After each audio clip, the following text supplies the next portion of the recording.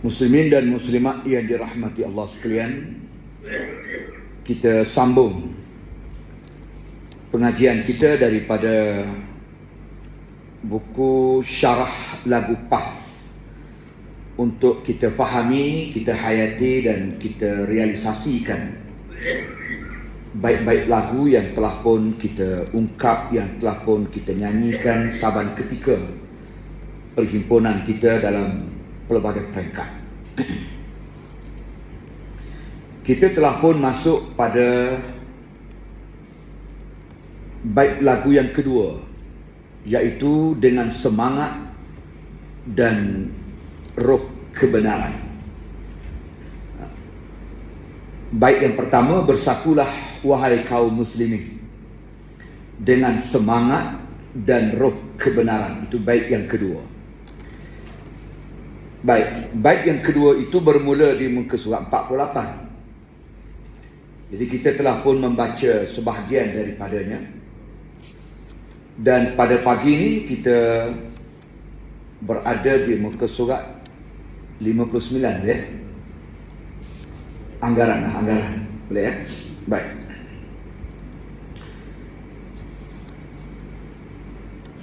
Muka surat 59 ini menjelaskan kepada kita satu peristiwa ataupun satu kisah untuk memetik bagaimana semangat yang telah pun ditunjuk, semangat yang telah pun dipamerkan oleh generasi terdahulu dalam memperjuangkan Islam. Dan sememangnya untuk kita terus kekal semangat dalam perjuangan, bahkan untuk terus kekal membina momentum perjuangan, bahkan juga untuk terus kekal menggamit kejayaan dalam perjuangan, kita mesti mengikut contoh orang yang telah berjaya. Itu simple. Dalam apapun aktiviti dan penglibatan kita, kalau kita nak berjaya, kita kena ikut kaedah orang yang telah berjaya sebelum daripada kita. Sebab itu kadang-kadang walaupun kita memang dari sudut pergerakan kita kena move forward, dia panggil. Maknanya kena senantiasa positif, meluncur, melancar ke hadapan. Itu betul. Saya tak nafiak tu.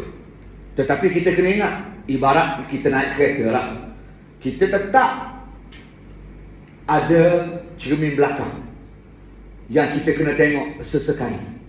Kita tetap ada side mirror ataupun cermin sisi yang kita kena tengok sesekali. Walaupun pemanduan kita tu memang kena ke depan, jangan tak tengok depan pula. Dan menariknya lagi, cermin depan tu dia lebih besar. Memang dia buat lebih besar cermin depan tu berbanding dengan cermin belakang dan juga cermin sisi. Sebab apa? Sebab banyak masa kita nak fokus ialah ke depan. Sebab kita nak membina tamadun, kita nak membina kemenangan, kita nak membina kejayaan ke depan hari untuk diri kita. Jadi kita kena banyak fokus dan pandang ke hadapan. Tetapi tak boleh kita nak abaikan, tak boleh kita nak nafikan, dalam pada kita fokus ke hadapan mencari kejayaan, sesekali kita kena pandang ke belakang. Kita kena tengok kanan, kena tengok kiri. Sesekali. Supaya kita selamat. Supaya perjalanan kita lebih selamat. Dan kita boleh menjangka kemungkinan-kemungkinan yang bakal kita hadapi hari ke depan dengan kita melihat ke belakang sesekali. Bukan nak tengok belakang sepanjang masa. Kalau orang jenis tengok belakang sepanjang masa tak tengok ke depan, itu orang yang mundur. Orang yang mundur ke belakang, yang tidak ada, orang panggil cita-cita perjuangan, yang tidak ada masa depan yang baik dan sebagainya. Itu kita tak nak. Jadi tengok sesekali. Tengok sesekali ni untuk mengambil contoh, mengambil iktibar. Sebab inilah yang diajar oleh Imam Malik rahimahullah. Kata Imam Malik rahimahullah, la yasluh akhir hadhihi al-ummah illa bima saluha bihi awwaluha. Tidak akan menjadi hebat, tidak akan menjadi gemilang akhir umat ini, melainkan dia kena ikut contoh orang-orang yang telah mencapai kegemilangan dan kejayaan sebelum daripadanya. Jadi sudah tentulah zaman yang terbaik sebagaimana yang pernah disebut oleh Nabi sallallahu alaihi wasallam ialah zaman Nabi. Zaman Nabi sebagai khairul qarn, sebagai sebaik-baik kurun, kata Nabi. Qarni, kurun aku. Summa yaluna, kemudian selepas daripada itu. Jadi zaman yang terbaik zaman Nabi dan zaman para sahabat ridwanullah alaihim ajma'in. Jadi kita kena ikut, kita kena ambil contoh. Dan sementara kita dalam Islam ini memang diajar untuk kita menjadikan Nabi kita Muhammad sallallahu alaihi wasallam dan seluruh kandungan, seluruh isi perjuangan baginda sebagai qudwah, sebagai uswah. Begitu. Jangan ambil contoh dalam bab sunnah kecil-kecil saja. Orang kita ni kadang-kadang dia bercakap soal kena ikut sunnah, dia ambil sunnah kecil-kecil. Sunnah juga tapi kecil-kecil. Pakai selipar, bubur celak kat mata, pakai kopiah, simpan janggut. Itu betul lah tu. Itu juga antara sebahagian daripada sunnah Nabi sallallahu alaihi wasallam. Tetapi di sana ada sunnah yang lebih besar yang digerakkan oleh Nabi sallallahu alaihi wasallam, iaitu perjuangan untuk mendaulatkan syariat Allah. Sampai Nabi berhijrah meninggalkan Mekah ke Madinah. Untuk apa Nabi tinggalkan Mekah? Negeri kampung halaman dia sendiri. Disitulah sanak saudaranya, disitulah tanah lahirnya, disitulah segala kaum kerabatnya. Kenapa dia tinggalkan Mekah pergi ke Madinah? Kerana orang Mekah tidak mengizinkan Nabi menegakkan Islam dan mendaulatkan syariat Allah.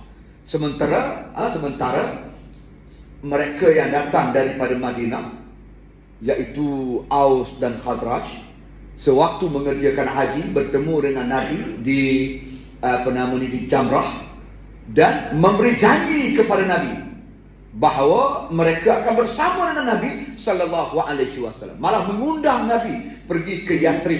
Yathrib ni nama lama kepada Madinah Al-Munawwarah.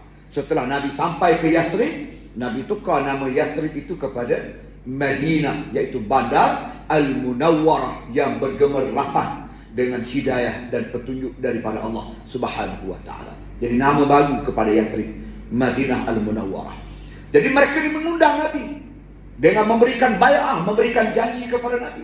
Jadi oleh kerana golongan Ansar, Aus dan Khazraj di Madinah pada waktu itu bersedia untuk membenarkan Nabi, memimpin mereka, menegakkan Islam, mendaulatkan syariat Allah, lalu Nabi SAW diarahkan oleh Allah untuk melakukan hijrah ke Madinah. Itu sebab dia.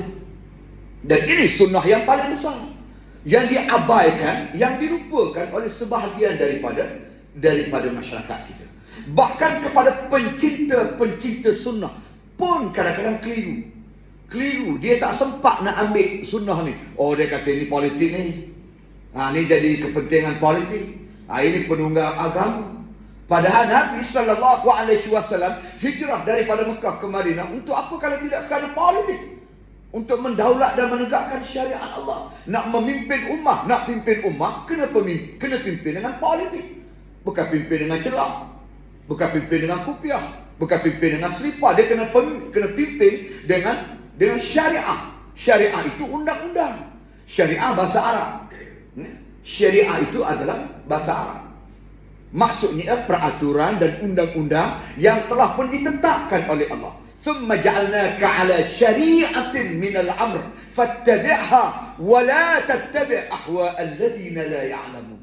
Allah sebut dalam Quran, kemudian kami telah jadikan engkau wahai Muhammad berada di atas syariat ini, atas undang-undang dan peraturan hidup ini. Kamu kena ikut syariat ini, apa yang telah ditetapkan oleh Allah. Jangan pandai-pandai nak pindah-pindah sendiri. Suatu yang ditetapkan oleh Allah, tidak ada authority untuk siapa pun memindahnya. Kena ikut. Fattabi'ha, kena ikut. Wala tattabi' ahwa alladhina la ya'lamun. Jangan engkau ikut hawa nafsu mereka yang tidak mengerti, mereka yang tak faham, mereka yang tidak mengerti tentang syariat. Jangan ikut orang itu. Kena ikut orang yang faham tentang syariat. Ini perintah daripada Allah Subhanahu wa ta'ala.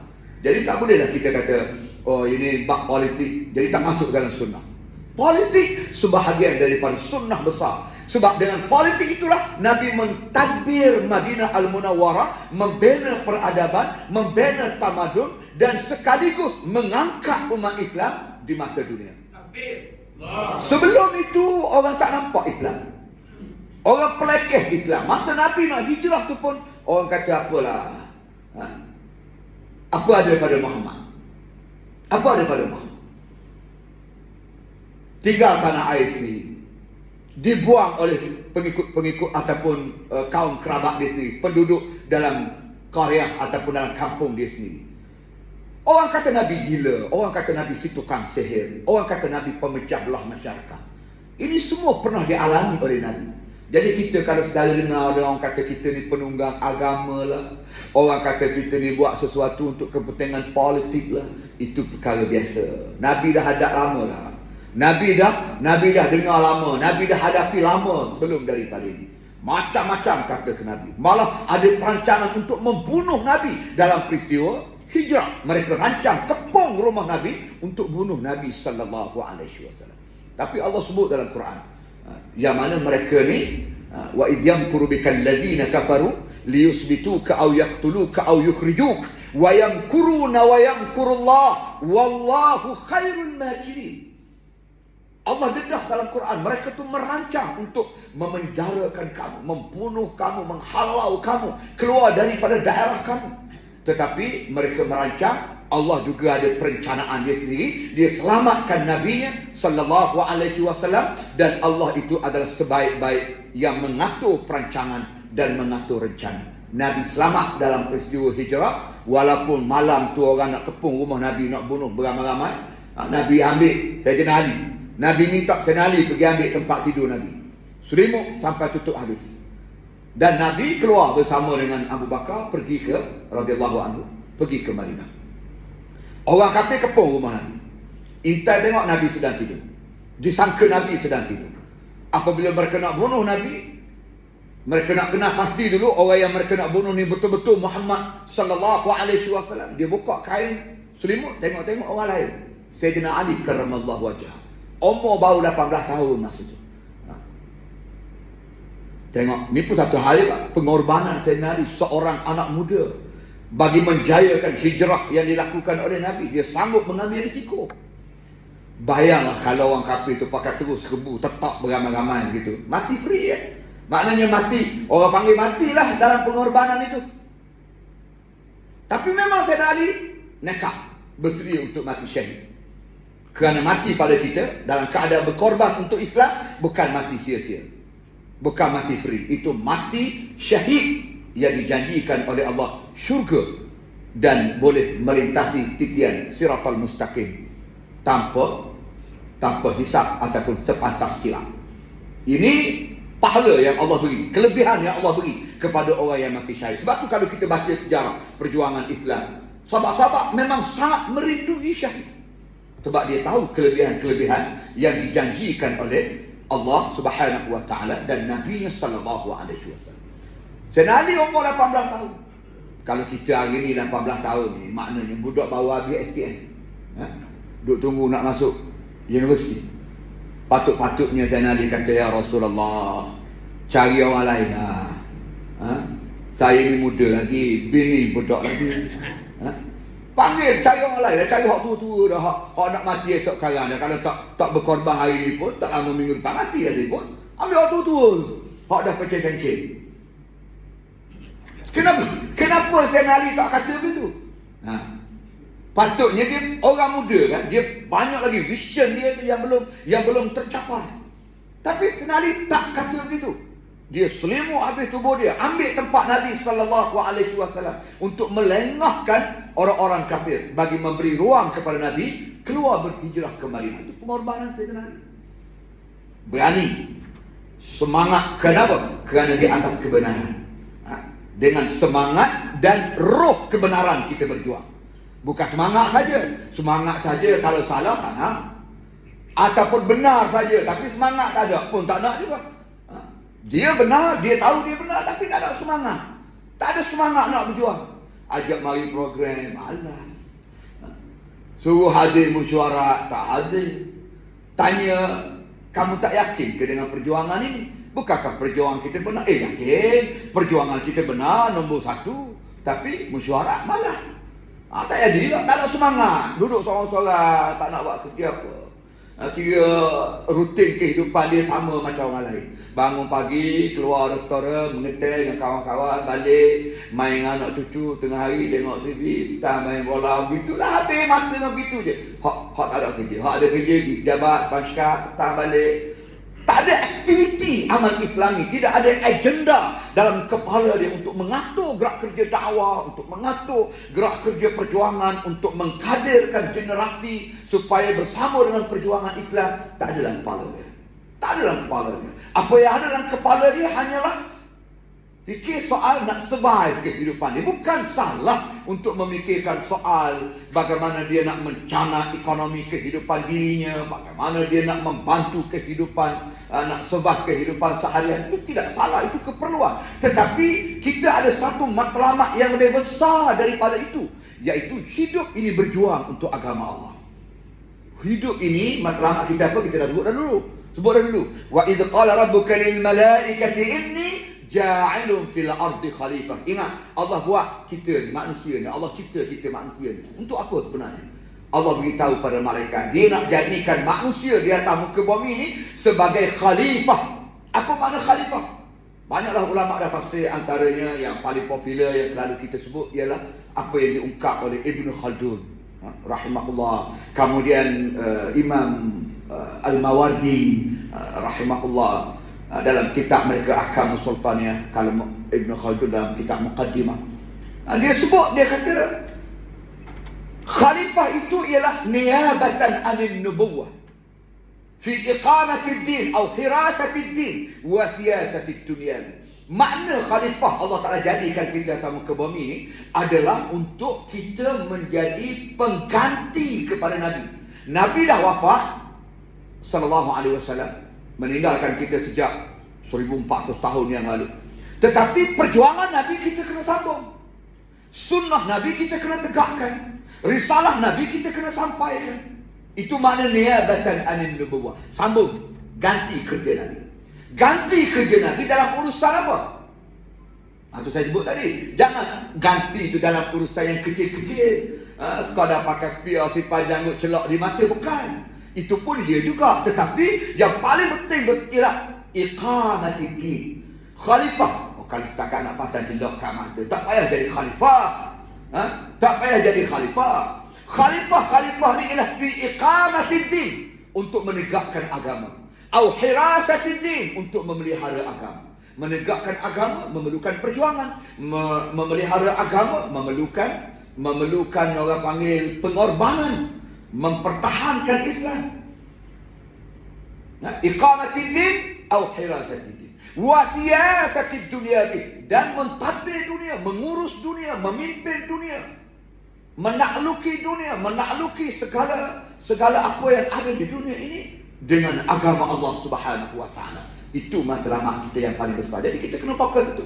Dalam kepala kita ni, agenda nombor 1 muslimin dan muslimat kena tulis dalam diary kehidupan kita. Masing-masing kan kita ada diary kan? Kita ada diary, kita ada schedule. Apa yang kita nak buat tu, dia panggil buku apa tu? Buku planner tu. Buku planner, hari ni apa kita nak buat. Selain daripada kita catat kerja-kerja rutin, pastikan nombor 1 sekali kita jalankan kerja kita, tanggungjawab kita sebagai khalifah Allah di atas muka bumi. Jangan sampai kita orang pilih jadi AJK, dah AJK tak mari mesyuarat. Orang dah pilih kita jadi ketua, dah kita jadi ketua yang tak tanggungjawab. Dah kita dah dengan rela hati, dengan rada nak menjadi anggota kepada jamaah Islam, tiba-tiba kita tak laksanakan tanggungjawab sebagai anggota, sebagai abnaul harakah, sebagai anggota gerakan Islam ini. Jangan kita abaikan tanggungjawab. Jadi masuk ke dalam schedule. Hari ini dakwah kat mana? Hari ini program kat mana? Hari ini aktiviti amal Islam ni apa yang aku nak lakukan? Hari ini siapa aku nak jumpa sebagai klien? Bukan klien niaga, klien untuk berjuang. Kalau jumpa klien niaga tu rajin sangat. Tapi nak jumpa klien, nak ajak berjuang ni, sudah 1001 alasan kita kemukakan. Begitulah, beginilah, dan sebagainya. Itu tak nak begitu. Jadi tak ada semangat. Betul, perjuangan tu benar, tapi semangat tak ada. Kita tak nak begitu. Kita nak mesti ada semangat. Dengan semangat dan roh kebenaran. Ingat tu, lagu yang kita nyanyi tu. Begitu tegak berdiri menyanyi lagu. Dah, bersatulah wahai kaum muslimin. Dah. Kemudian dengan roh, apa dia, dengan semangat dan roh kebenaran. Maknanya kita tekankan perjuangan kita itu bermula dengan semangat dan kebenaran. Nampak? Apa tu saya kata, kalau semangat saja tapi di atas platform yang salah, tadi ada juga dia semangat tak luntur semangat dia, tapi di atas platform kebatilan. Wala'iyadzubillah. Jadi kedua-dua tu harus kita miliki. Baik, kita pergi pada topik yang kita nak bincang pada hari ini, muka surat 59. Kisah semangat Abu Talhah. Tu. Dia ada kisah-kisah semangat yang saya bawa untuk kita mengambil inspirasi dia bagi, ambil contoh. Kisah semangat Abu Talhah. Ali ibn Zaid telah meriwayatkan. Ni kita boleh tengok kisah ni dalam tafsir Al-Quranil Azim yang telah pun dihasilkan oleh Al-Imam Ibn Kathir rahimahullah. Tafsir Al-Quranil Azim. Boleh rujuk kat situ. Baik, dia kata Ali ibn Zaid telah meriwayatkan daripada Anas radhiyallahu anhu, daripada Abi Talhah radhiyallahu anhu, bahawa tua dan muda semuanya diwajibkan berangkat untuk berjuang. Jangan kira muda saja. Jangan kira muda saja, hak tua pun kena berjuang juga. Jangan tua saja, hak muda pun kena berjuang juga. Dia sama. Dia kadang-kadang masalah kita ni, hak tua dia kata, kita ni tua dah, kita bagi kau muda-muda lah pula. Biasa dengar begitu. Biasa dengar orang tua kata, kita tua dah, kita bagi kau muda-muda lah dulu. Kita bagi pada orang muda-muda lah pula. Kita jumpalah orang muda. Orang muda kata, kami ni muda lagi, bagilah orang tua duduk depan dulu. Pula dah. Semua berlepas diri. Tak. Perjuangan tak kira tua muda. Dia mesti melibatkan diri. Tengok cerita ni. Allah tidak mahu mendengar alasan daripada sesiapa pun. Allah tak nak dengar alasan. Dia nak suruh kita berjuang. Kemudian Abu Talhah, dalam satu cerita ni, berangkat menuju Syam. Nak pergi ke Syam. Syam ni area dia lah, Syria, Palestin sekarang ni. Lebanon tu area Syria, area Syam. Dalam usianya waktu itu, waktu Abu Talhah masa tu adalah waktu yang sudah tua. Ada riwayat kata 90 lebih umur dia. Dan dia berjihad sampailah akhirnya dia gugur sebagai syahid, maknanya dalam medan untuk menuju ke medan jihad. Menurut riwayat yang lain, Abu Talhah ni yang jadi kata begitu tu, dia baca satu ayat daripada surah Al-Bara'ah. Surah Al-Bara'ah ni maknanya surah At-Taubah. Dia ada surah At-Taubah, ada dua nama kan. Surah Al-Bara'ah pun ya, surah At-Taubah. Baik. Apabila dia baca ayat daripada surah At-Taubah ni sampai kepada satu ayat, infiru khifafan wa thiqala wajahidu bi amwalikum wa anfusikum fi sabilillah. Apa kata Allah? Infiru ni kalau ambil dari perkataan asalnya, dia kena cepat-cepat, berlari-lari. Itu makna infiru. Segeralah, bercepat-cepat, berlari-lari. Jangan sambil lewa, acuh tak acuh, melenggang, nanti dulu, biar dulu, lepas ni lah. Tak nak, bukan itu bukan infiru. Infiru ni ialah cepat dan tergesa-gesa maknanya. Bukan tergesa-gesa dalam konteks yang negatif, yang tak menepati arahan dan juga standard yang dikenakan oleh syariat, tetapi dengan maksud dia kena cepat bertindak. Jangan lengok dan jangan mengabaikan tanggungjawab. Infiru, segeralah kamu. Kalau kita terjemah gitu maknanya segeralah kamu, berlari-lari. Khifafan wa thiqala, dalam keadaan ringan ataupun dalam keadaan berat. Untuk apa? Wajahidu bi amwalikum, dan berjihadlah olehmu dengan harta kamu, wa anfusikum, dan juga dengan jiwa kamu, fi sabilillah, di jalan Allah Subhanahu wa taala. Jadi ayat ni dia sebut khifafan wa thiqala, ringan ataupun berat. Jadi makna ringan dan berat ni Abu Talhah kata lagu mana? Kata Abu Talhah muka surat 60 tu, Ara rabbuna stanfirna syuyukhan wa syubbana jahizuni ya bunay. Kata Abu Talha. Abu Talha kata, aku nampak, aku tengok Allah Tuhan kita ni telah memerintahkan kita supaya bangkit, segera berjuang. Tak kiralah dalam keadaan tua ataupun dalam keadaan muda. Sebab Allah kata khifafan wasiqala, ringan ataupun berat, muda ataupun tua, kaya atau miskin, sehat atau sakit. Itu makna dia. Lalu dia kata, jahizuni ya bunai, wahai anakku, siapkan aku. Mana baju besi aku, mana perisai aku, mana pedang aku nak pergi berperang. Abu Talha umur 92 tahun. Tak adalah dia nak kata, Allah, ayah ni umur 90 dah, kamulah mewarisi perjuangan ayah. Jadi ayah nak duduk di rumah, kamu kenalah pergi berjuang. Tak, dia tak kata begitu. Dia suruh anak dia persiapkan diri dia. Anak dia pula kata, ya rahamukallah, qad ghazawta ma'a Rasulillah sallallahu alaihi wasallam hatta mat, wa ma Abi Bakr hatta mat, wa ma Umar hatta mat, fanahnu naghzu anka, fanahnu naghzu anka. Kata anak dia kata, semoga Allah merahmatimu wahai ayah. Ayah semangat nak berjuang. Lalu anak kata, semoga Allah merahmatimu wahai ayah. Qad ghazawta ma'a Rasulillah sallallahu alaihi wasallam hatta mat. Engkau telah berperang selama ini, berjuang selama ini bersama dengan Nabi sallallahu alaihi wasallam sehinggalah Nabi wafat. Dan engkau telah berjuang bersama dengan Sayyidina Abu Bakar As-Siddiq radhiyallahu anhu sehingga Sayyidina Abu Bakar wafat.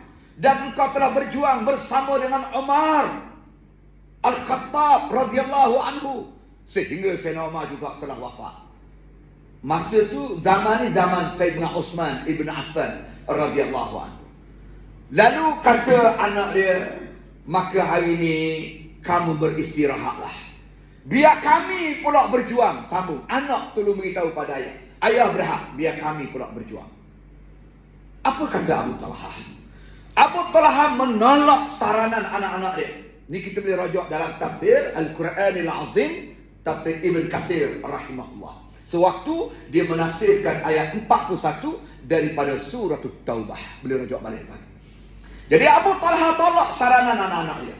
Lalu dia pergi berjihad dengan menaiki kapal laut. Naik kapal laut nak pergi ke Syam.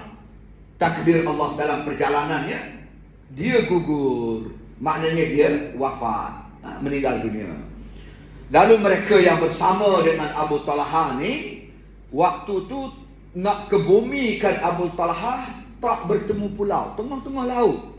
Takkan nak campak dalam laut gitu. Jadi nak cari pulau, nak kebumikan Abu Talha, tak bertemu.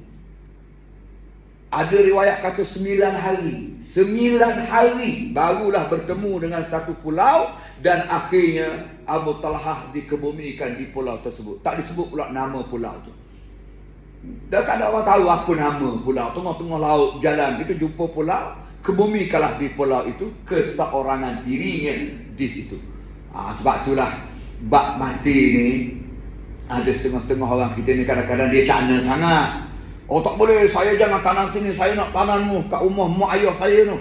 Jadi kalau mana-mana saya mati pun kena hantar balik, buat wasiat. Hak wasiat satu hari pula, hak anak-anak pula, oh tak boleh, kena buat balik. Katalah dianya meninggal jauh di Mekah, tunggu nak buat balik ke Malaysia. Dahlah mati tu di Mekah, tempat cantik, ke bumi kejelah di Mekah tu, lebih afdal pun tempat mana dia meninggal. Dan itu pula tanah yang suci, tanah yang baik. Ada setengah tu tak nak minta awak balik juga. Ikhtiarlah, duit banyak, tak apa, kita boleh collect duit dengan anak-anak, tambah kapal terbang awak balik. Dah 4-5 hari masa nak sampai ke rumah, sakit jenazah.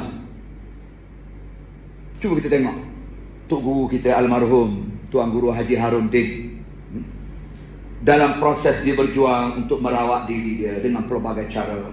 Apabila dia anjung usia, dia tak sihat, dia sakit jantung, dah buat beberapa kali operation. Last kali buat pilihan atas saranan para doktor juga di Malaysia. Sebab di Malaysia pun dah Tak ada nak buat apa dah. Dah 4-5 kali dah dia punya bypass dia telah dibuat. Jadi kali kelima, kali keenam ni Malaysia tak suggest lagi, melainkan kena pergi tempat yang ada kepakaran yang lebih dari segi perubatan sains. Lalu rekah kita pergilah ke Amerika. Takdir Allah, dia berakhir nafasnya di Amerika. Alhamdulillah, keluarga faham. Dan dia pun beritahu, kalau takdir kata dia meninggal di sanalah dikebumikan. Jangan ada susah-susah payah nak balik ke Bangi apa semua, tak payah. Tak nak di Amerika, seorang diri Dr. Harudin. Anak beranak semua duduk di Malaysia. Jauh pula tu Amerika. Kalau Singapura tahan dia, jauh. Tapi apakah persoalan jauh dekat kita hak hidup ni menjadi isu? Tak. Dia lepas mati, dia tak ada hubungan dah dengan kita. Dia dengan Allah. Dan bagi Allah, di mana pun kita dikebumikan, kalau kita amal tu baik, soleh, beriman, kita dekat dengan Allah Subhanahu Wa Taala. Tak perlu kita dekat dengan hak hidup ni. Dekat dengan hak hidup, mati sebelah rumah pun 4 tahun tak ziarah, 5 tahun tak ziarah, 10 tahun tak ziarah. Usahkan ziarah, baca tihah, ataupun orang panggil buat amal kebajikan untuk sebagai orang panggil pahala kepada mak ayah pun tak dibuat. Jadi apa beza mati dekat dengan mati jauh? Jangan sangat orang panggil terlalu rigid dalam perkara ini. Tengok Abu Talha mati tengah-tengah pulau, dikebumikan di situ. Siapa dia di sisi Allah? Siapa dia? Dia di sisi Allah. 9 hari di atas kapal, dia beritahu jenazah dia tidak berbau. Jenazah dia tidak berbau. Syahid. Itu tanda syahid. 9 hari ni maknanya kalau mayat biasa, busuk kohong jawab dia. Kalau mayat biasa. Tetapi ini syahid. Allah jaga, tak berbau, wangi. Tak berbau busuk maknanya. Dan dikebumikanlah di pulau tersebut. Itu cerita Abu Talha. Bukan saja syahid tu dinilai mati terbunuh di medan perang saja.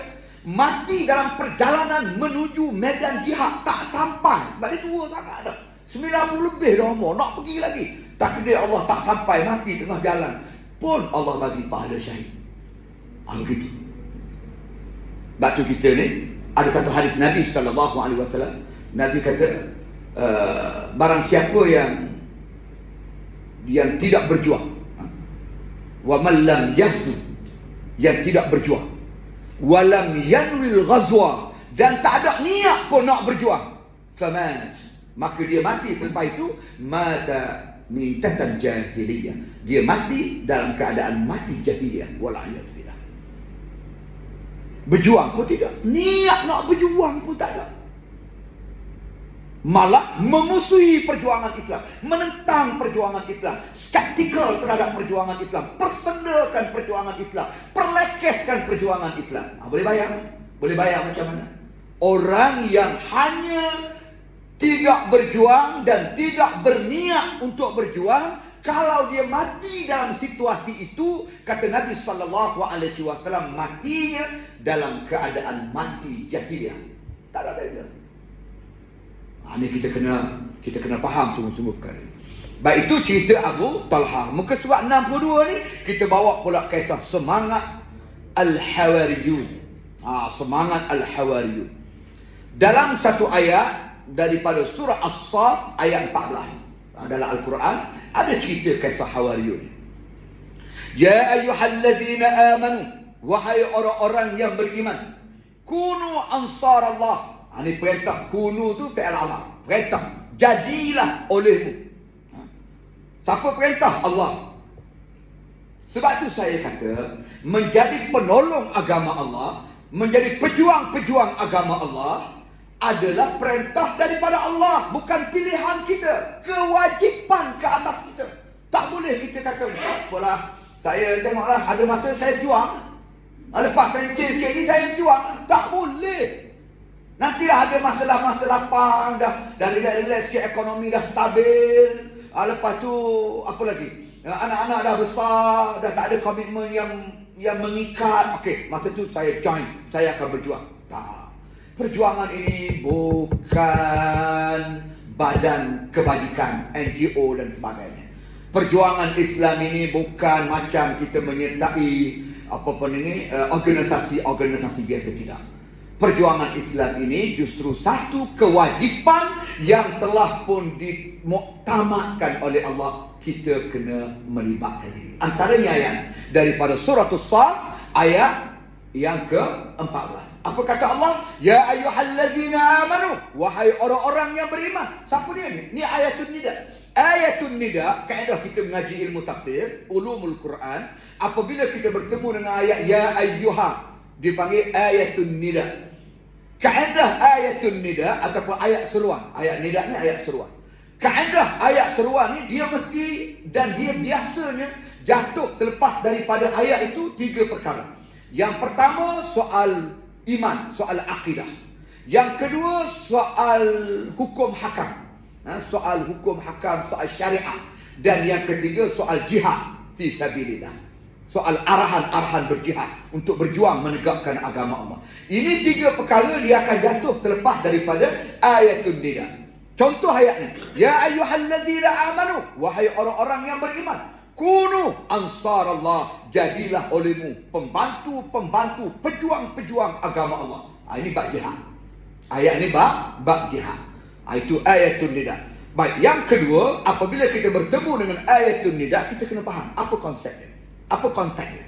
Ya ayyuhallazina amanu, wahai orang-orang yang beriman. Maknanya Al-Quran ni tuan-tuan, Al-Quran ni ada 30 juzuk, 114 surah. Seluruh komponennya memanglah Allah turunkan kepada Nabi dan untuk diyakini oleh orang-orang yang beriman. Jadi kalau kita kira logiknya, tak perlu dah ada ayat ya ayyuhallazina amanu, wahai orang-orang yang beriman. Dah memang keseluruhan Al-Quran itu adalah untuk orang beriman, mengamalkannya, meyakininya, mempraktiskannya. Tetapi kenapa masih ada lagi ayat tertentu bermula dengan ya ayyuhallazina amanu? Maksudnya ini adalah satu special, satu orang panggil arahan yang berlapis-lapis, arahan yang berulang-ulang, menunjukkan pentingnya arahan itu. Kalau tidak, Allah tak perlu sebut ya ayyuhallazina amanu secara berasingan dengan matlamat keseluruhan Al-Quran itu diturunkan. Sebut saya berasing ni maknanya sebut lagi secara spesifik. Macam contoh, kita di pejabat lah, nak mudah faham. Kita di pejabat, bekerja di pejabat, ada majikan kita. Tak kira lah pejabat sekolah ke, pejabat agensi-agensi pentadbiran ke. Kita ada majikan, kita ada bos kita. Memang apabila kita bekerja di pejabat, bekerja di majikan, bekerja di agensi, bekerja di kementerian, keseluruhan peraturan dan juga perkeliling yang dikeluarkan, kita kena patuh. Sebab kita staff, kita pegawai dia, kita kaki tangan dia, keseluruhan dia. Tetapi dalam pada itu pun, kadang-kadang bos kita ni dia ada spesifik arahan kepada pegawai-pegawai kelas A contoh, ataupun pada pegawai-pegawai lantikan, kepada dia ada spesifik arahan. Waktu spesifik arahan itu keluar, kena kepada kita, kita kena cepat-cepat pergi menghadap bos, menghadap majikan. Apa yang diarahkan kepada kita, kita kena laksana. Kalau tidak, kita akan diambil tindakan disiplin. Kita mungkin akan dimarah, kita mungkin akan di black knock kita, dia akan senarai hitamkan kita, blacklist maknanya. Sebab kita gagal untuk mematuhi arahan spesifik yang dikeluarkan oleh bos. Banyaklah dia punya implikasi dia. Boleh jadi tak naik gaji ke, ataupun tak naik dipotong komisen ke, bonus ke apa ke. Sebab kegagalan kita. Itu nak suruh mudah faham. Samalah kita. Maha suci Allah daripada perbandingan. Apabila Allah panggil spesifik kita orang beriman, untuk apa? Untuk kita yang mengaku beriman. Kecuali kita tak mengaku beriman, kecuali kita tak berasa kita ni orang beriman, tak apalah, kita boleh keluar daripada senarai ni, boleh let go lah, tak ada masalah, boleh skip, scroll lah kata. Baca Quran tu, ya ayyuhallazina amanu, bukan aku ni, bukan aku, scroll. Berani buat. Berani buat. Kita baca Quran, kita bertemu dengan ayat ya ayyuhallazina amanu, skip, selok, buka surat lain pula. Bukan apa? Kerana apa? Kerana ini bukan kita. Berani buat. Ya ayyuhallazina amanu, Allah panggil kita orang beriman. Wahai orang-orang yang beriman. Maknanya bila kita mengaku kita beriman, kita kena buka mata, pasang telinga, perhati elok, fokus apa yang Allah Ta'ala nak sebut pada kita lepas pada itu, supaya kita mentaatinya. Sebab ini Allah panggil direct. Allah panggil direct kepada kita. Jadi apa kata Allah? Ya ayyuhalladzina amanu, wahai orang-orang yang beriman, kunu ansarallah, jadilah olehmu penolong-penolong agama Allah, pejuang-pejuang agama Allah. Ini. Jadi bolehkah kita buat pilihan? Dah macam ni punya arahan.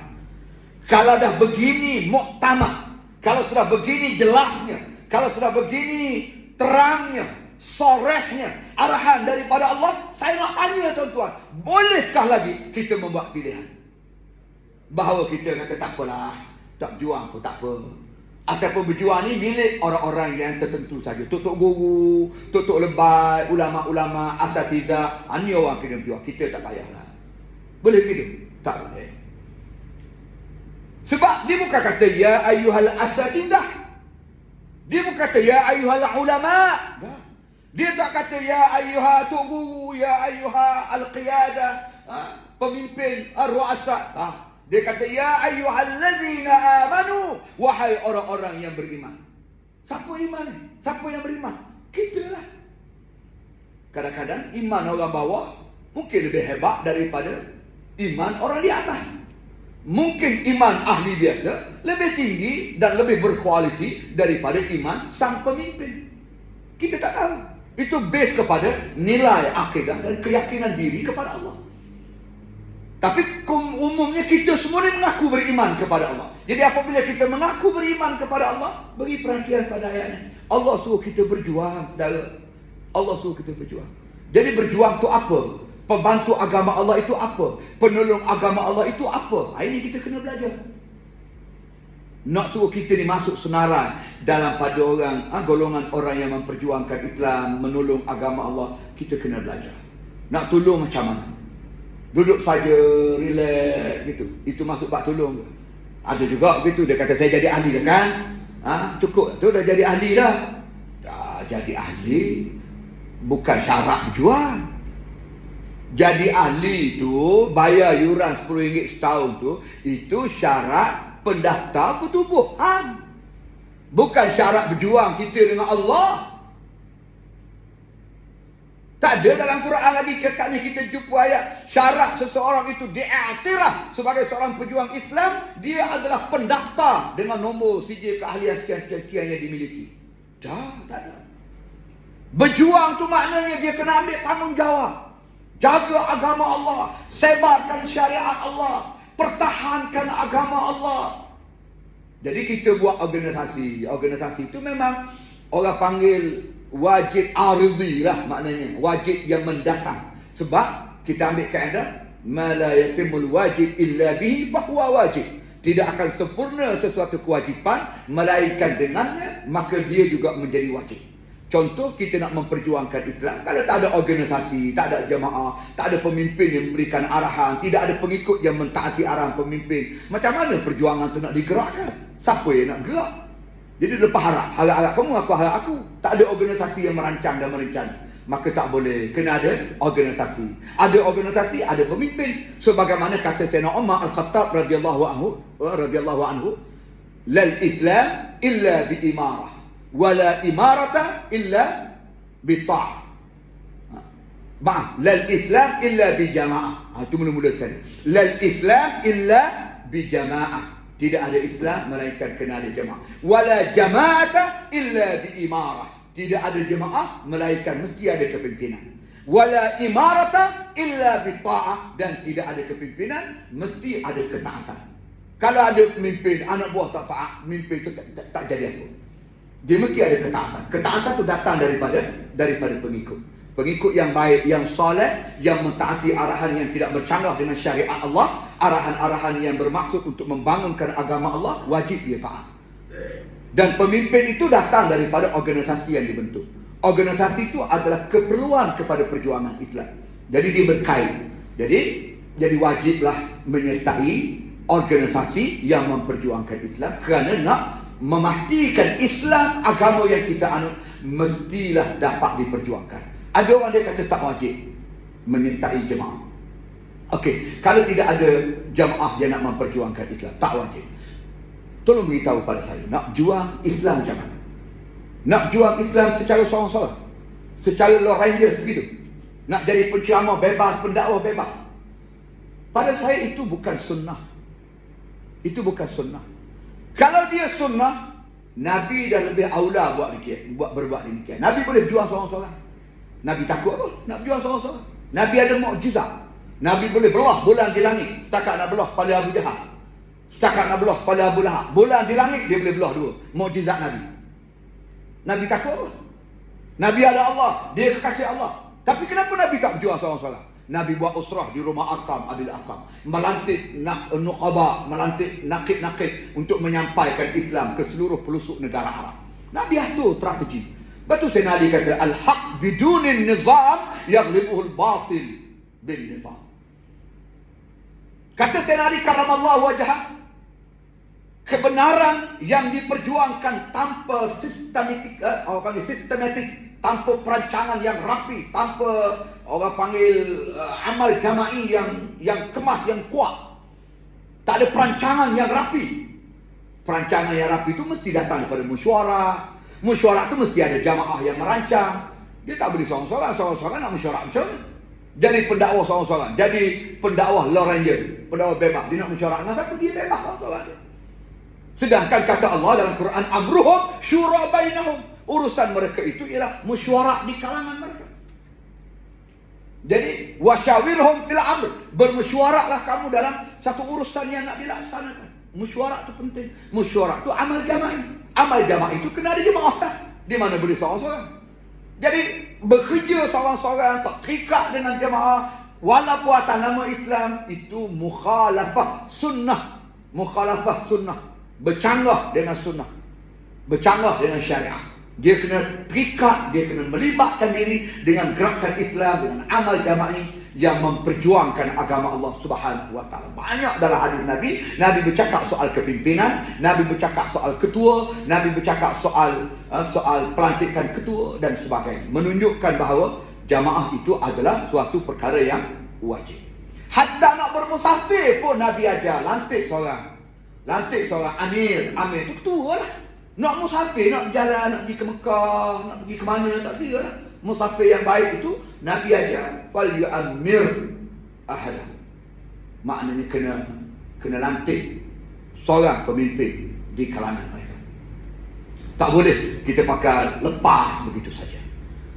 Ini kau pula dalam urusan nak memperjuangkan Islam yang ada cabarannya, ada ancaman daripada musuhnya, ada strategi-strategi yang digerakkan oleh musuh untuk menghancurkan Islam. Mana boleh kita nak hadap tanpa perancangan? Kan ada juga satu ayat Allah kata, wa'iddu lahum mastata'tum min quwwah wa min ribatil khail turhibuna bihi aduwallah wa aduwakum. Bersiap sedialah olehmu. Allah suruh buat persiapan. Mana boleh kita menghadap antara kita Islam, kita perjuangan yang benar. Takkan Allah Ta'ala nak biar kita kalah? Mana boleh begitu? Betul lah Allah tak akan biarkan Islam ni kalah. Allah akan jaga agama dia. Tetapi dalam masa yang sama, Allah suruh kamu buat persiapan, Allah suruh kamu berjuang, Allah suruh kamu terlibat dalam gerakan Islam yang menegakkan dan memperjuangkan Islam. Antaranya ayat tadi, kunu ansar Allah. Macam mana kita nak terjemah? Jadilah olehmu penolong agama Allah. Nak tolong macam mana? Kalau tidak ada gerakan jama'i berhadapan dengan gerakan musuh yang begitu dahsyat, menyerang daripada segenap arah. Itu kita kena faham tu. Sebab saya kadang-kadang rasa kecewa, rasa sedih dengan sebahagian di kalangan kita yang nak berjuang tapi dia tak nak terlibat dengan jemaah. Lari daripada jemaah. Kemudian memikirkan konon-konon berjuang di mana-mana pun boleh, seorang-seorang pun boleh. Tak ada istilah. Tidak ada istilah berjuang seorang-seorang. Kalau kita baca dalam surah As-Saff, kan Allah kata apa? Innallaha yuhibbul ladzina yuqatiluna fi sabilihi saffa ka'annahum bunyanun marsus. Apa Allah sebut? Ini bukan setakat ada Nabi, Allah sebut dalam Quran. Bukan hanya ada hadis Nabi tentang cerita pasal perlu berjamaah, tetapi dalam Al-Quran Allah sebut sesungguhnya Allah kasih, Allah suka. Allah suka macam mana? Orang yang berjuang dalam satu saf. Apa makna saf? Apa makna saf? Jemaah. Walaupun Allah sebut safa tu mufrad, satu saf. Satu saf maknanya berjuang dalam satu jemaah. Mana boleh berjuang individu seorang-seorang? Kan kita semayang kan, Allah, imam sebelum angkat takbir, dia pandang belakang, dia kata rapatkan saf, betulkan saf. Makna apa? Makna jemaah dia ramai kat belakang. Tapi kalau makmum dia seorang je, anda imam beritahu rapatkan saf, makmum kata saf dia, saya seorang je. Betulkan saf, rapatkan saf, penuhkan saf depan. Yang makmum ada seorang. Itu bukan saf. Saf ni maknanya ramai. Makna saf tu jamaah. Jadi apa maksudnya? Allah suka kita berjuang dalam satu saf. Maknanya Allah suka kita berjuang dalam satu jamaah. Dia panggil mafhum mukhalafah. Faham terbalik daripada ayat ni, kaedah dia ialah Allah tak suka kita berjuang seorang-seorang, tak ada jemaah. Allah tak suka kita berjuang banyak-banyak jemaah. Sebab Allah kata saf, bukan sufuf. Satu saf, satu jemaah, bukan banyak-banyak jemaah. Ni habis jemaah dia masuk. Tak tahu gitu. Nak buat engagement, nak buat rangkaian, nak buat rangkaian hubungan al-ukhwatillah, itu tak ada masalah. Tapi nak menjadikan dia satu jemaah yang berbilang-bilang dan bertembung pula di antara satu sama lain, itu tak boleh. Al-Qaradawi dia pernah bincang, dia kata jemaah ni berbilang-bilang jemaah, dipanggil ta'adud al-jamaah. Ta'adud jemaah ni dia ada banyak definisi, define kepada situasi dan keadaan.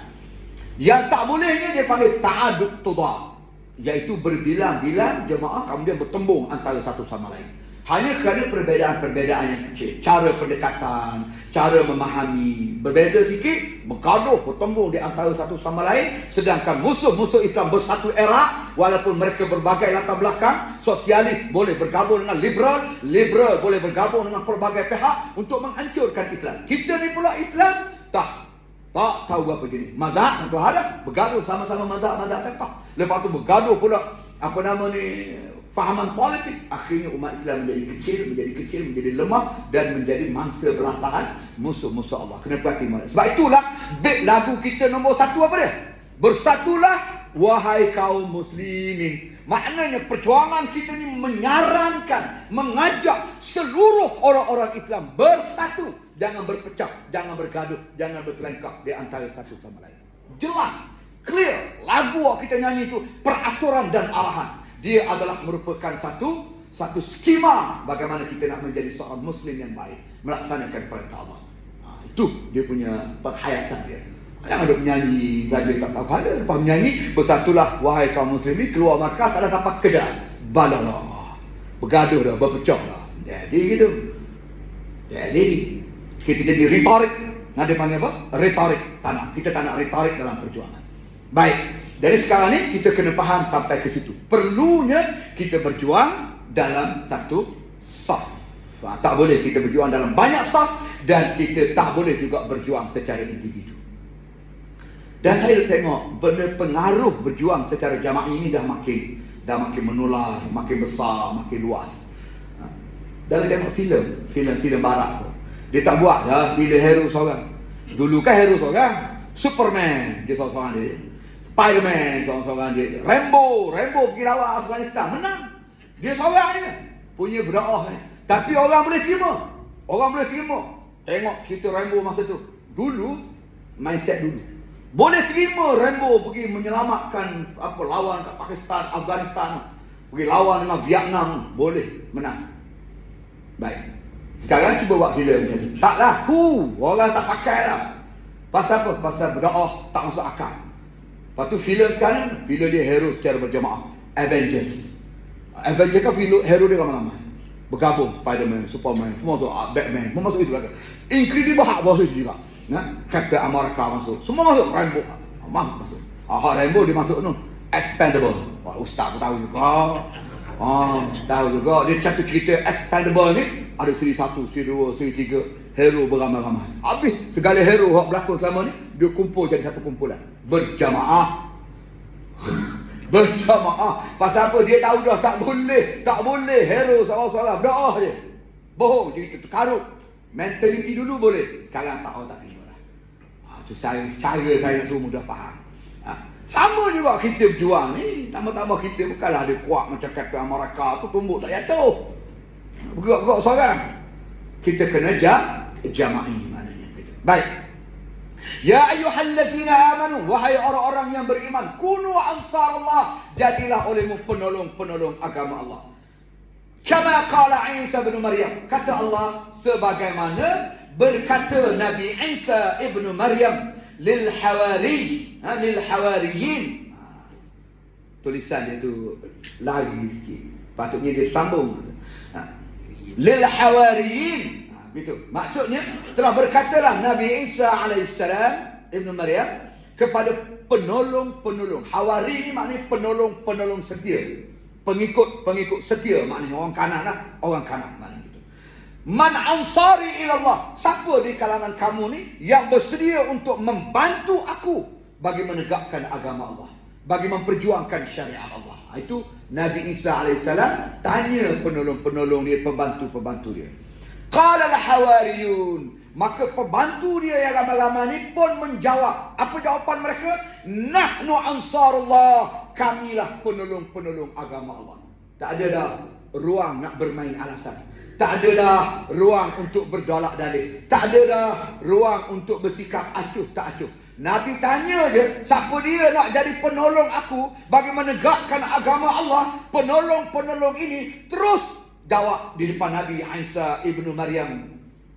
Dia kata, nahnu ansarullah, kamilah penolong-penolong agama Allah. Tak ada dah alasan nak begitu begini, tak ada. Terus jawab, kami siap. Fa'amanat ta'ifatun min bani Israel wa kafarat ta'ifah. Sebahagian di kalangan mereka, satu kelompok di kalangan Bani Israel beriman kepada Allah Subhanahu wa ta'ala dan kepada Nabi yang diutuskan oleh Allah. Sebahagian di kalangan mereka, di kalangan Bani Israel ini kufur, tak nak ikut Nabi, tak nak bersama dengan Nabi Isa AS. Tak apalah, yang nak berjuang, yang tak nak tahulah akibatnya. Implikasi kepada enggannya mereka beriman kepada Allah dan Nabi yang diutuskan oleh Allah. Lalu kata Allah, فَأَيَّدْنَا الَّذِينَ آمَنُوا عَلَىٰ عَدُوِّهِمْ فَأَصْبَحُوا ظَاهِرِينَ. Maka kami, kata Allah, tengok, فَأَيَّدْنَا, kami, Allah kata kami. Kalau kita tengok pada ayat tu macam pelik lah. Dah kenapa pula Allah Ta'ala kata kami? Ya, kita duduk mengaji Allah Ta'ala ni satu, yang Maha Esa, Ahadun, satu. Kami ni ramai. Dah macam mana ni ayat? Baik, kaedah kita mengajinya, apabila Allah kata kami bagi pihak diri dia, itu dia panggil lin ta'zim. Lin ta'zim maknanya untuk membesarkan kedudukan Allah. Hebat. Kami itu macam besar lah, hebat. Padahal dia satu, dia Maha Esa, tapi nampak hebat. Dia nak memperhebatkan, membesarkan. Lin ta'zim dia panggil, untuk mengagungkan Allah. Nak suruh mudah faham, Maha suci Allah daripada segala perbandingan. Saya cuba nak suruh mudah faham. Macam kita buat surat permohonan kepada pihak majikan ataupun kepada pihak dekan universiti, kepada mana-mana pihak lah, kita buat surat permohonan something. Tiba-tiba dia jawab surat kita. Dia kata apa? Pihak kami telah merujuk permohonan tuan. Kita dirujuk tuan, pasal kita seorang yang minta. Tapi dia bos, dia ketua, patutnya seorang juga, tapi dia kata pihak kami. Kenapa dia tak kata pihak saya telah mempertimbangkan? Dia kata pihak kami. Dia nak sebut dia lebih besar daripada kita. Dia nak tunjuk dia lebih besar daripada kita, sebab dia bos. Kalau dia kata begitu, mana anak-anak buah pun kena follow dia. Bos maknanya begitu. Itu menunjukkan dia besar. Padahal yang saing dia tu seorang, bukan satu pejabat tu saing. Pihak kami, malah satu pejabat kena saing untuk menerima permohonan kita. Sebab kami yang mana-mana tak, bos seorang dia saing, nama dia yang dipertua gitu. Ataupun apa lagi, tak kira lah, pengarah urusan, seorang dia yang saing, tapi pihak kami. Nampak? Faham tak? Jadi Allah Ta'ala ni Maha suci daripada perbandingan. Saya buat begitu nak suruh mudah faham. Fa'ayyadna, kata Allah, kami akan berikan kemenangan. Ayat di mana pertolongan, kemenangan, bantuan, sokongan, seerti dengannya. Fa'ayyadna, kami akan berikan. Allah yang Maha Agung. Alladzina amanu, beri itu kepada orang beriman. Orang yang sokong Nabi, orang yang bersama dengan perjuangan Nabi, orang yang jadi penolong Nabi, yang beriman kepada Allah dan Nabi yang diutuskan oleh Allah. Kami akan berikan pertolongan kepada orang-orang beriman. Beri pertolongan itu untuk apa? Kemenangan itu apa? Ala aduwin. Untuk menang ke atas musuh-musuh mereka. Lawan dengan musuh mereka, mereka boleh menang. Menang dengan sebab apa? Bukan dengan sebab kekuatan kita, bukan dengan sebab kehebatan kita, bukan dengan sebab jumlah kita yang ramai, bukan dengan sebab dana kita yang banyak. Kita menang dengan pertolongan daripada Allah Subhanahu wa taala. Fa asbahu zahirin, maka jadilah kamu orang-orang yang menang. Jadilah kamu orang-orang yang menang. Allah yang sebut dalam surah As-Saff ayat yang ke-14. Baik. Golongan Hawariyun ni semangat. Nabi tanya siapa nak tolong, jawab saja. Tak ada kata Allah.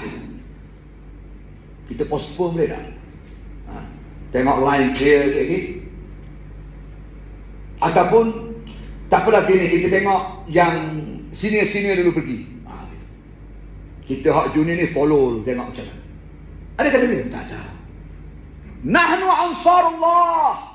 Terus angkat tangan, beritahu, kami yang penolong agama Allah.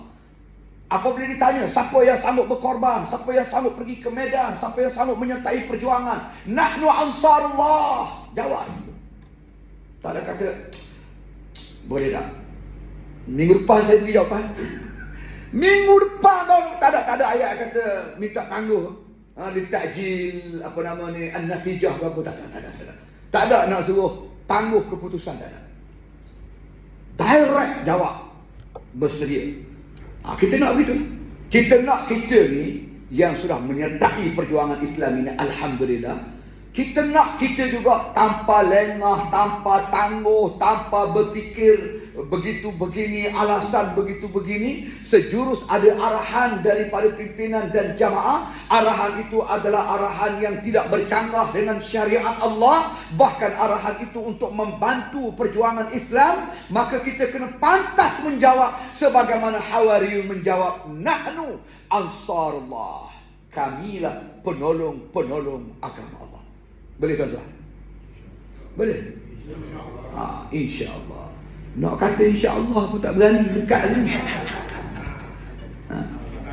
Semula kata insyaAllah. Baru sedap sikit. InsyaAllah. Tak lepas nak sebut. Jangan. Kita kena siap bersedia untuk memperjuangkan agama Allah Subhanahu wa taala. Baik, habis itu kita pergi muka surat berikutnya. Muka surat berapa? Muka surat 64. Ini.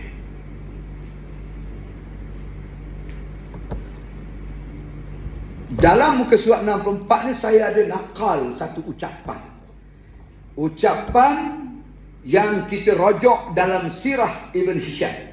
Sirah Nabi, sirah An-Nabawiyah yang dikarang oleh Ibn Hisham rahimahullah.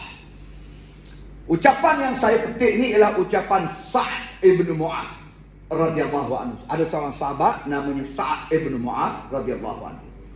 Dia di depan Nabi. Depan Nabi waktu nak berhadap dengan perang Badar, dia kata apa?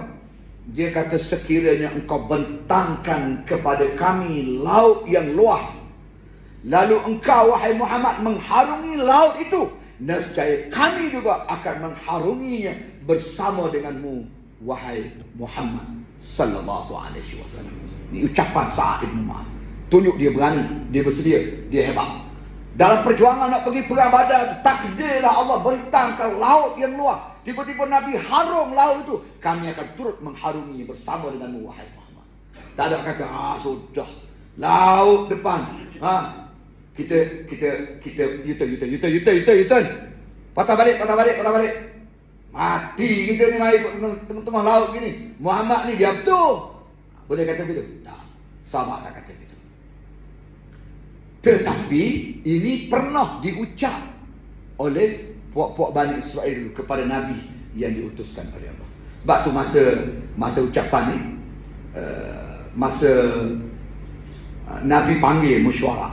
Nabi panggil mesyuarat Muhajirin dengan Ansar. Muhajirin ni berhijrah daripada Mekah ke Madinah. Lepas tu Ansar, Aus dan Khazraj yang ada di Madinah. Nabi panggil mesyuarat. Kita nak perang Badar. Perang Badar ni perang yang pertama. Perang yang pertama berlaku di bulan Ramadan pula tu. Perang yang pertama. Nabi baru 2 tahun. 2 tahun bina negara. Sebab perang Badar berlaku pada tahun kedua Hijrah. Baru 2 tahun Nabi sampai ke Madinah. 2 tahun ni kita boleh bayar apa yang boleh kita buat dalam tempoh 2 tahun pembinaan sebuah negara. Sudah tentulah masih ada lagi perkara-perkara yang dalam proses pembinaan. Tiba-tiba masa itulah orang kafir mari nak serang. Pok-pok musyrikin Mekah ni mari nak serang dengan tentera ni begitu ramai, 1000 lebih. Sedangkan tentera Islam ada 313 orang saja. Dahlah 313 pelopor tamak, pedang-pedang yang ringkas-ringkas, simple-simple. Kuda pun ada tak berapa ekor. Orang kafir datang siap dengan senjata yang hebat, dengan kuda yang banyak, dengan dana yang begitu kuat, sepak. Dia panggil sepak pasukan dia begitu hebat, dengan tombak, kembing apa semua sekali. Lengkap, senjata yang lengkap. Lawan 313 yang serba tak lengkap. Sedara bahaya. Nabi sebelum waktu putusan pergi ke Medan panggil mesyuarat. Sebab perang yang pertama ni macam mana pandang? Tiba-tiba seorang sahabat daripada Muhajirin datang. Dia kata, imdi lima arakallah fa nahnu ma'ak. Wallahi la nakulu lak kama qalat banu Israil li Musa idhhab anta wa rabbuka faqatila inna hahuna qa'idun walakin idhhab anta wa rabbuka faqatil inna ma'akuma muqatil. Kata sahabat ni, dia kata, ya Rasulullah, pergilah berjuang, tak usah bimbang, pergi. Jalan mana yang kamu nak lalui, kami akan ikut jalan itu. Demi Allah, kami tidak akan berkata sebagaimana puak-puak Nabi Musa dulu.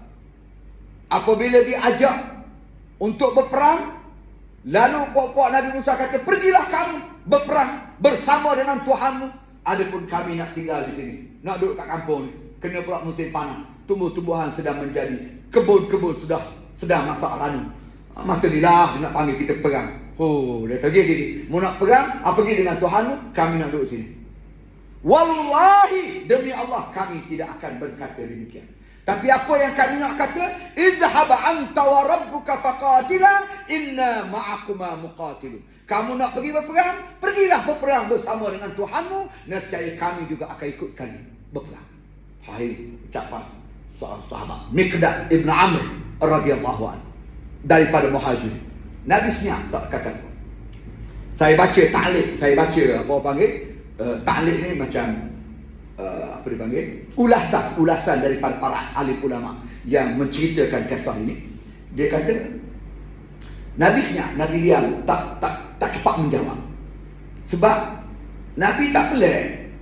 Orang Muhajirin dah 10 tahun, 13 tahun, dah 13 tahun dilatih, di-training, dikaderkan, diusrahkan oleh Nabi SAW di bumi Makkah Al-Mukarramah. Mereka bersama dengan Nabi 13 tahun, kuat iman dia. Jadi kalau semangat Muhajirin nak pergi berperang, Nabi tak pelik, Nabi tak heran. Lagipun nak lawan pokok kafir yang memang halau mereka, yang selama ni menindas mereka. Inilah masa dia lawan, lama dah tunggu. Lama dah tunggu, Nabi bagi green light. Inilah masa dia. Maknanya begitu. Tapi Nabi tak kata apa. Sehinggalah Sa'ad ibn Mu'adh, saya sebut perkataan dia dalam buku ni. Sa'ad ibn Mu'adh mari, dia kata, ya Rasulullah, ka'annaka turiduna. Kami tengok kamu ni ya Rasulullah, kami tengok engkau ni ya Rasulullah, macam tak puas hati. Bukan tak puas hati pada jawapan Muhajirin itu, tapi tak memadai sekadar ucapan Muhajirin. Kamu macam tak puas hati nak dengar pula kenyataan kami daripada Ansar. Kata Sa'ad bin Mu'adh. Lalu kata Nabi SAW, benar, itu yang aku nak tunggu. Lalu Sa'ad bin Mu'adh pun katalah, imdi lima arta ya Rasulullah, berangkatlah kamu sekira-kira kamu nak berangkat ke mana. Kamu lalu ikut jalan laut, kami akan pergi ikut laut. Kamu pergi ikut darat, kami akan pergi ikut darat. Kami akan ikut kamu ya Rasulullah, kata Sa'ad bin Mu'adh. Kenapa begitu? Sebab Nabi nak tengok Ansar. Sebab Ansar ni baru 2 tahun bersama dengan Nabi. Mereka ni dah ready ke nak berperang? Mereka ni dah bersedia ke nak berhadapan dengan musuh? Nabi nak tengok. Jadi apabila Sa'ad bin Mu'adz mewakili golongan Ansar, Khazraj dan Aus ini memberikan komitmen yang begitu tinggi kepada Nabi sallallahu alaihi wasallam, lalu Nabi kata halal waqtu lil jihad. Sampailah masa untuk berjihad. Aku nampak di sana berlaku pertembungan antara dua pihak dan kemenangan itu diberikan oleh Allah kepada mereka yang beriman kepada Allah. Pergi berperang.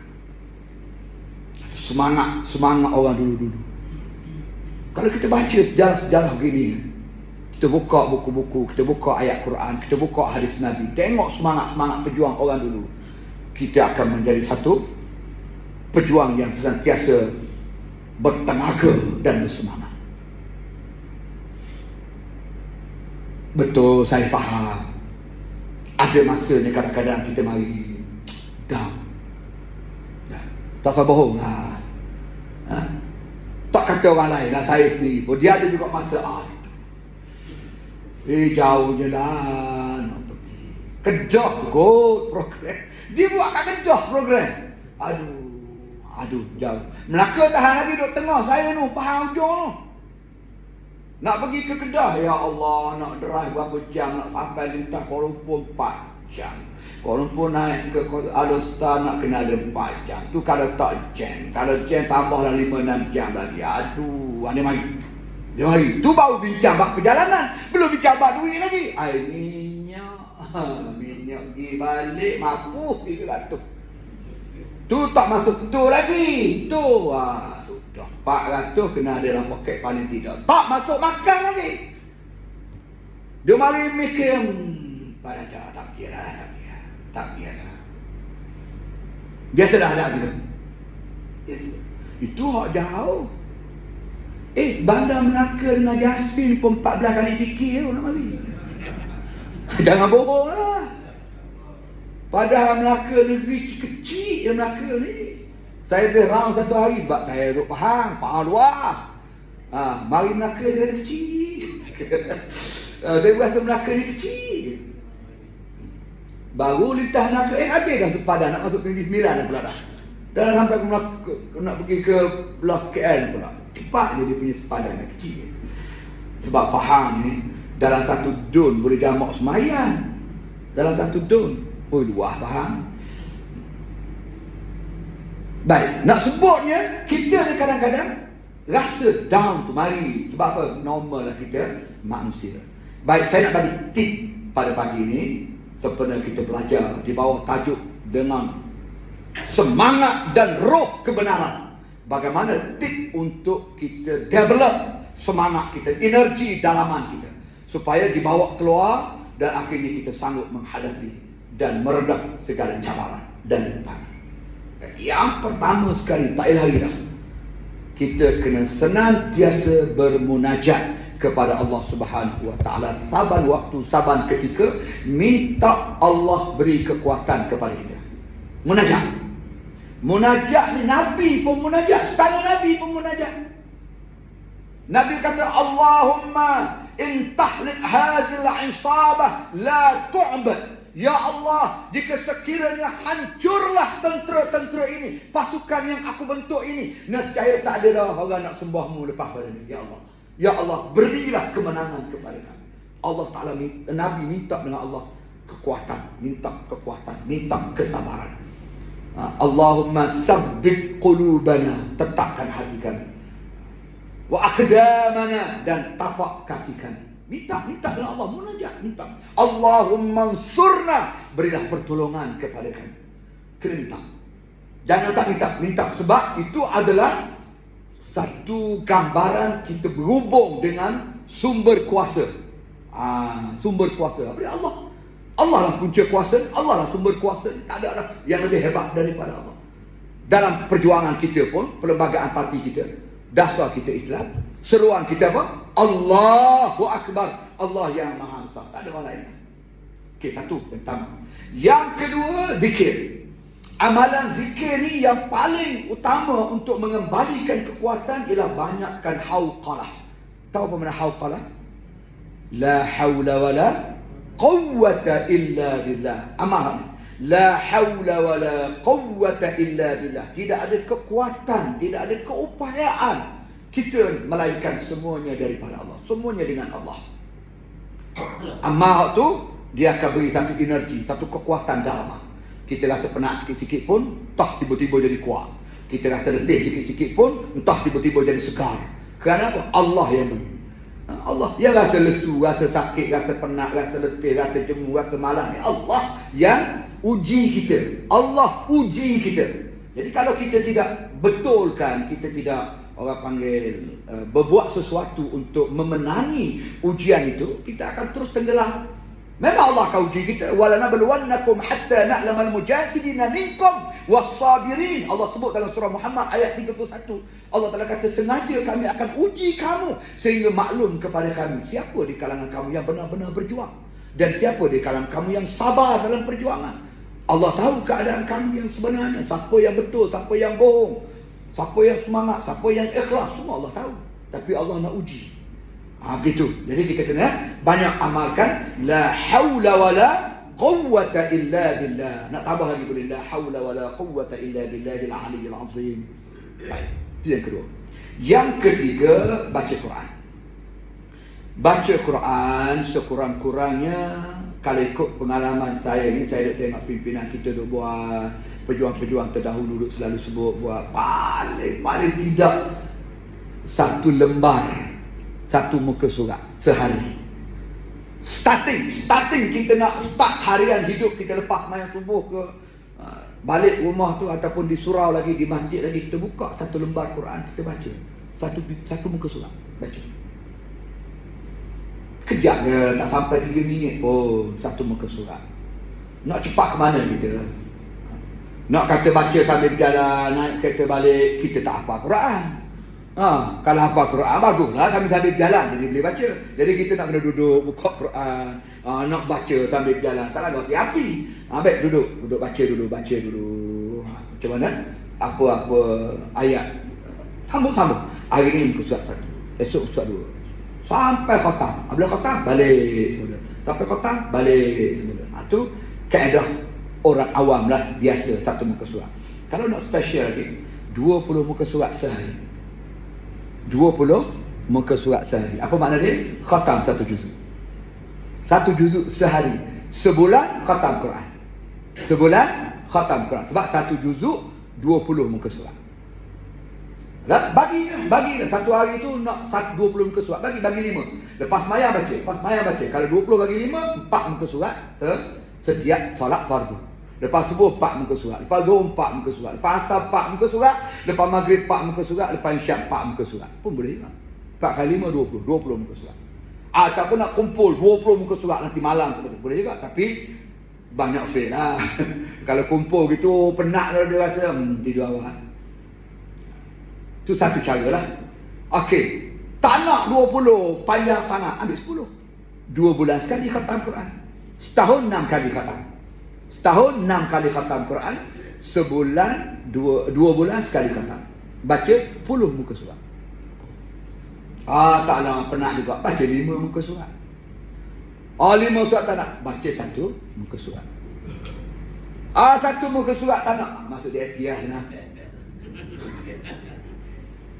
Gurau.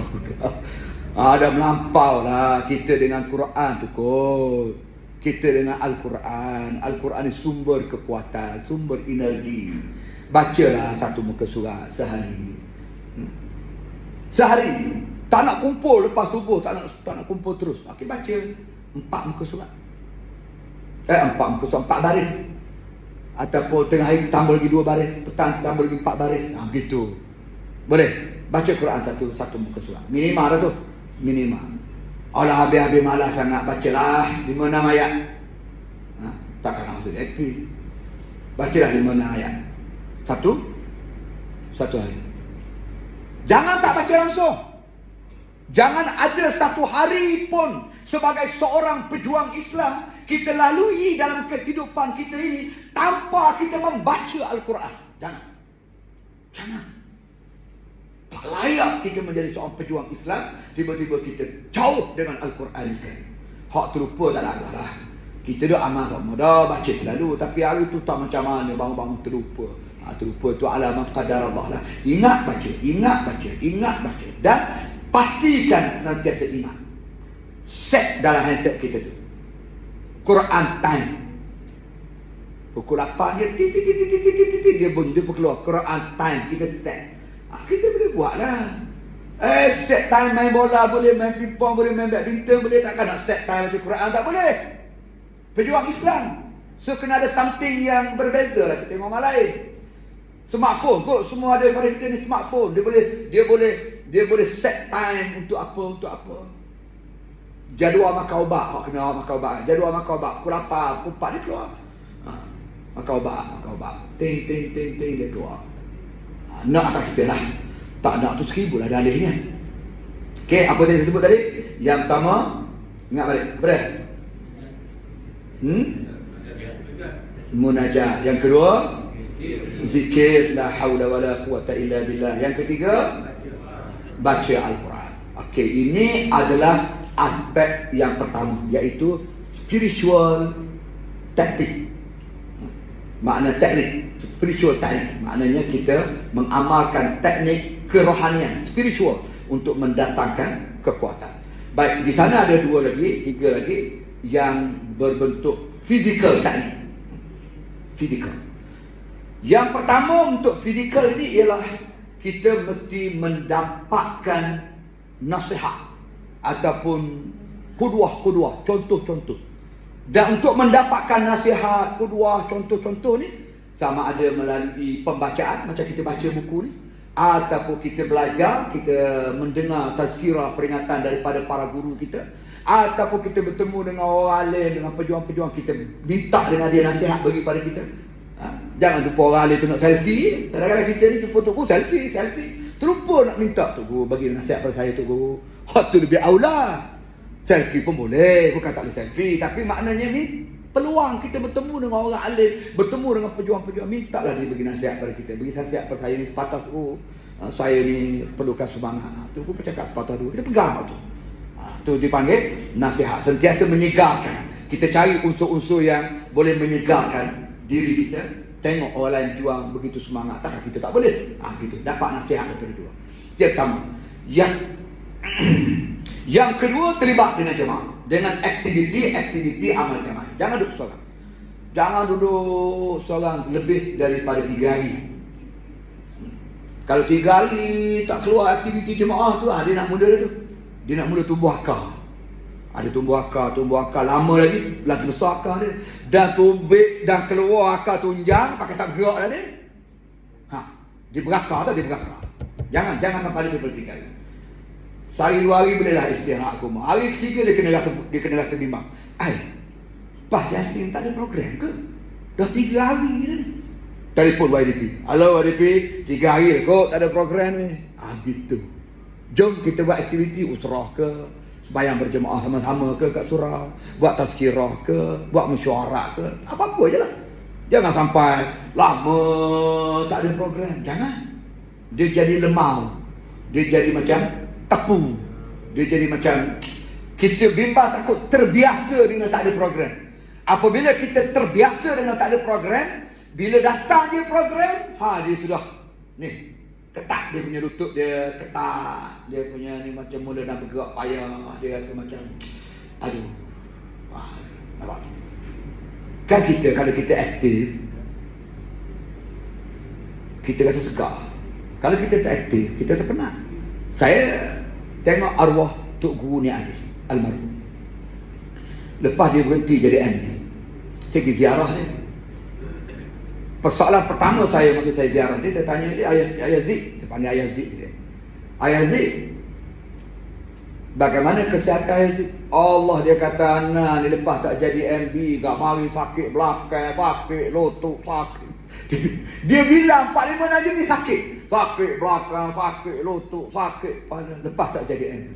Pasal apa? Lepas tak jadi MD, berat rumah dia jadi macam letih. Selama ni bukan tak ada sakit tu, tapi dia aktif, dia terlupa dia sakit tu. Nampak? Dia punya energi tu. Akhirnya dia tubuh satu intisut Tok Guru. Tubuh internship Tok Guru tu supaya dia boleh aktif walaupun dia dah tak jadi MB.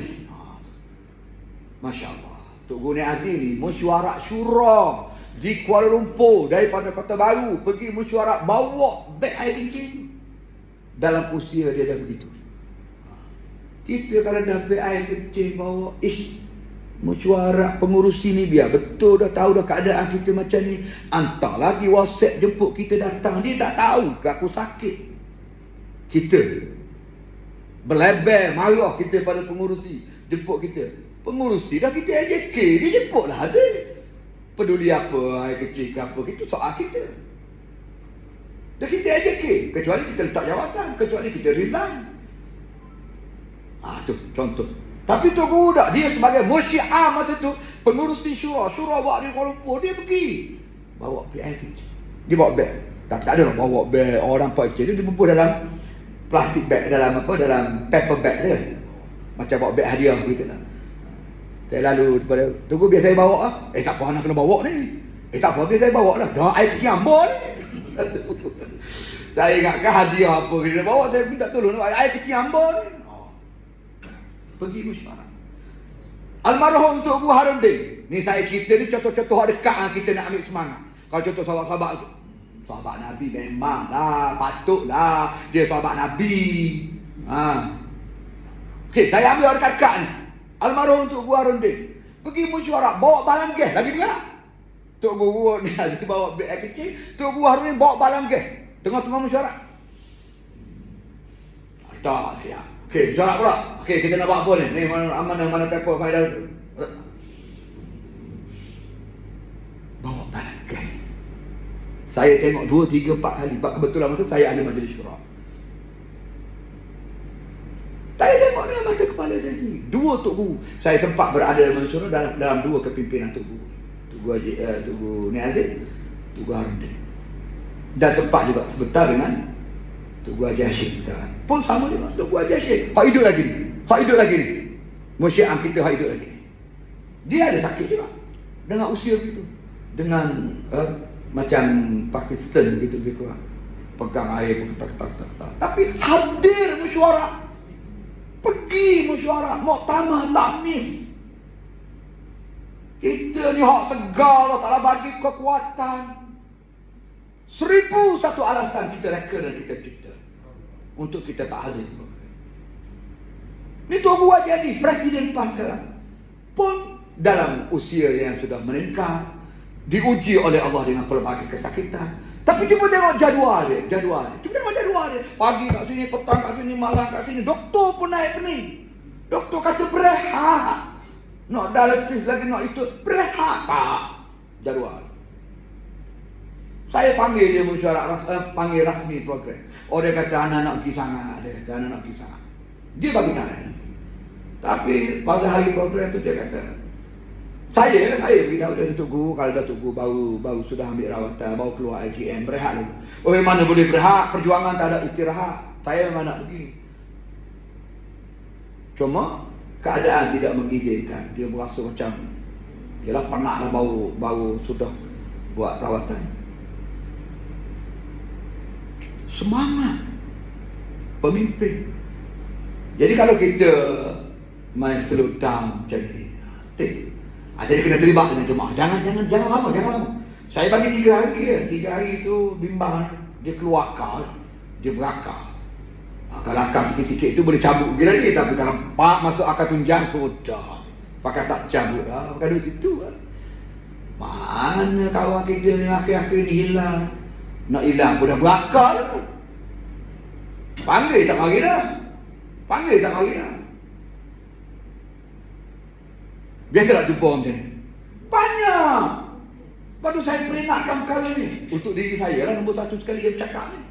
Wala'iyadzubillah, takut kita dengan ujian macam ni. Dan juga saudara-saudara semua. Sama-sama kita dengar insyaAllah. Okey, berjemaah. Yang pertama, dapatkan nasihat daripada buku Al-Quran, pimpinan, nasihat-nasihat taujihat yang kau dia terlibat dengan jamaah. Itu secara fizikal untuk kita mendapatkan kekuatan untuk berjamaah. Zaman sekarang tak payah elok je nak call. Nak jumpa, nak tanya pandangan, nak nak terima nasihat, call. Nak tengok wajah, buat video call. Nak tengok wajah, buat video call. Nak dengar suara saja, buat call biasa. Canggih, telefon canggih.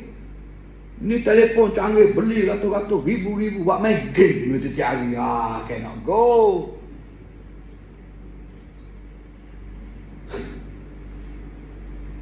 Saya sebut sungguh, dia main game.